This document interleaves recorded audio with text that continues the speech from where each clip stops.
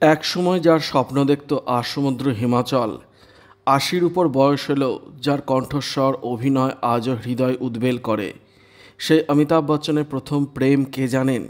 সেই নারী যে কলকাতারই বাসিন্দা তা কি জানেন?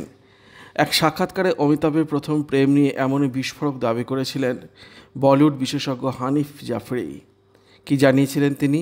জানাবো আজকের ভিডিওতে, তাই ভিডিওটি শেষ পর্যন্ত দেখুন আর অবশ্যই চ্যানেলটি সাবস্ক্রাইব করুন। হানিফ জাফরির দাবি, অমিতাভের এই প্রথম প্রেমের সম্পর্কের বিষয়ে অনেকেই জানেন না, কারণ তখনও অমিতাভ বোম্বে কাঁপানো তারকা হয়ে ওঠেননি। শাহিন শাহ তখন নেহাতি কলকাতার এক সওদাগিরি অফিসের কর্মচারী।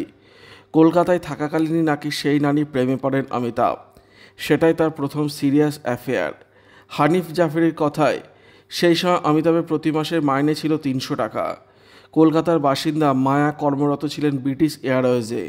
ওই বিমান সেবিকার সঙ্গে সম্পর্কে জড়িয়েছিলেন অমিতাভ। দুজনে পরস্পরকে অসম্ভব ভালোবাসতেন। তবে কেন টিকল না অমিতাভের প্রথম প্রেম? জাভেরির জবাব, অমিতাভ তখন খুব লাজুক স্বভাবের ছিল, আর তার সেই প্রেমিকা ছিলেন ঠিক তার বিপরীত। মুম্বাইতে অমিতাভ যখন অভিনেতা হিসেবে কেরিয়ার শুরু করেন, তখন তার এক সম্পর্কের মামা অর্থাৎ নীরু মামার থেকে একটি ছোট্ট বাংলো ভাড়া করেছিলেন। সেখানেই মায়া আসতেন। তবে একটা সময় অমিতাভ ভয় পেতে শুরু করলেন, যদি তাদের এই অভিশাপ তার মায়ের কানে পৌঁছে দেন তার মামা, তাহলে সর্বনাশ হয়ে যাবে। একদিকে তখন ৭ হিন্দুস্তানি শুটিং শুরু করে দিয়েছিলেন অমিতাভ। মায়া যেভাবে জনসমক্ষে অমিতাভের পিছনে লাগতেন, যেভাবে ওর সঙ্গে মিশতেন, তাতে আরও নার্ভাস হয়ে যেতেন ডন। এরপর অমিতাভের কাছের মানুষেরা অমিতাভকে পরামর্শ দেন, ওদের দুজনের যা স্বভাব, তাতে বচ্চন পরিবারের বধূ হয়ে সেখানে মানিয়ে নেওয়া খুব মুশকিল হবে মায়ার পক্ষে। ভবিষ্যতে অমিতাভেরও সমস্যা বাড়বে। সব শুনে টুনে সেই সম্পর্ক থেকে বেরিয়ে আসেন অমিতাভ বচ্চন। জয়া অমিতাভের প্রেম কাহিনী শুরু হয়েছিল গুড্ডির সেটে। সেটা 1971 সাল। তারপর 1972 সালে এক নজর ছবি থেকেই তা পরিণতির দিকে এগোতে শুরু করে। 1973 সালের 3রা জুন তারা বিবাহ বন্ধনে আবদ্ধ হয়েছিলেন।